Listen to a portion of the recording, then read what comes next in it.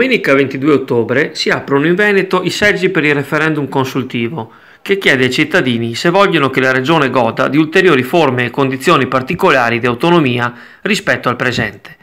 Chioggia Azzurra ha fatto un giro al mercato e per la città per sentire come la pensano gli abitanti.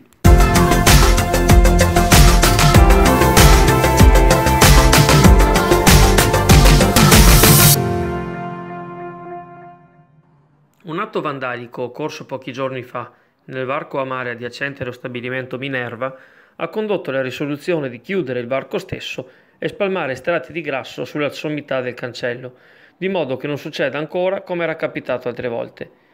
Sono stati i vigili del fuoco a spegnere l'incendio doloso che ha bruciato siepi e parti dei chioschi vicini. Della chiusura del varco sono stati informati il Comune e la Capitaneria di Porto.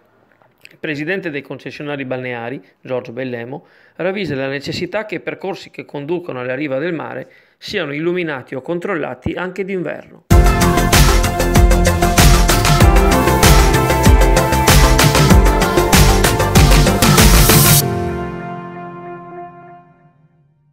Duplice intervento ieri sera per i vigili del fuoco di Chioggia.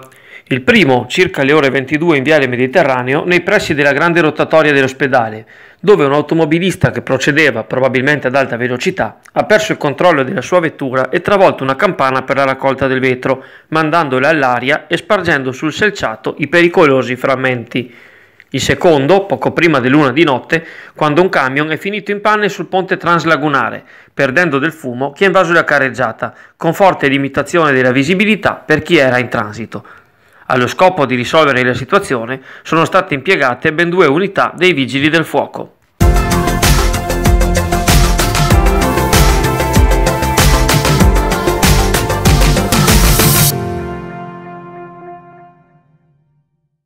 L'Hotel Mediterraneo compie 50 anni, ma non li dimostra, come scrive anche l'invito digitale dell'evento che questa sera, dalle ore 19, celebra la storia dell'attività in lungomare Adriatico.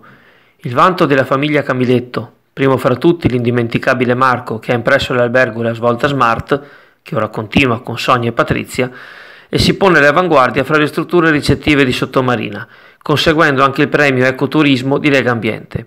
Un brindisi in musica accompagnerà stasera l'ingresso dello Smart Hotel Mediterraneo nei prossimi 50 anni.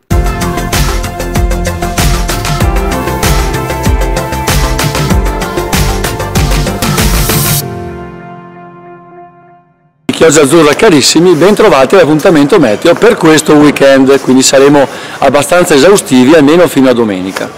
Dunque la situazione rimane naturalmente intatta, sicuramente almeno fino a domani, domenica mattina, con conseguente alta pressione livellata, quindi nubi basse e nebbie piuttosto estese al di fuori del territorio comunale, cieli coperti per la maggior parte del giorno, temperature che vanno tra i 13 notturni e i 14-17 di giorno, salvo episodi un po' più caldi se le nebbie si diraderanno parzialmente nel pomeriggio, cosa che temo non avverrà, e quindi situazione di stasi completa almeno fino a sabato sera, come ho detto. Domenica ecco l'ingresso della prima e probabilmente unica perturbazione del mese di ottobre, che probabilmente nel pomeriggio scaricherà una discreta dose di pioggia anche nel nostro territorio.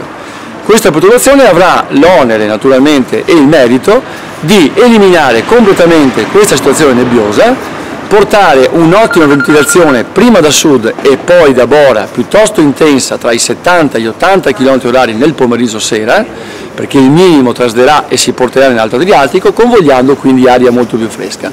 Netto cambiamento, ma molto veloce, perché già da lunedì la situazione si ricompatterà verso un'alta pressione che ahimè sarà ancora di stampo subtropicale, quindi di matrice quasi agostana, che porterà ancora a una situazione di stabilità atmosferica e quindi ahimè dalla prossima settimana ancora nebbie persistenti ed estese.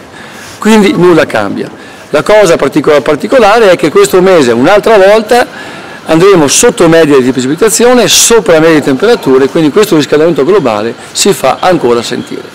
Quindi siccità che si va esasperando, perché ancora una volta il Piemonte e la Lombardia verranno saltate da queste piogge e noi riceveremo un po' di acqua più di loro. Ci aggiorniamo domani per essere ancora più esaustivi. Ciao a tutti!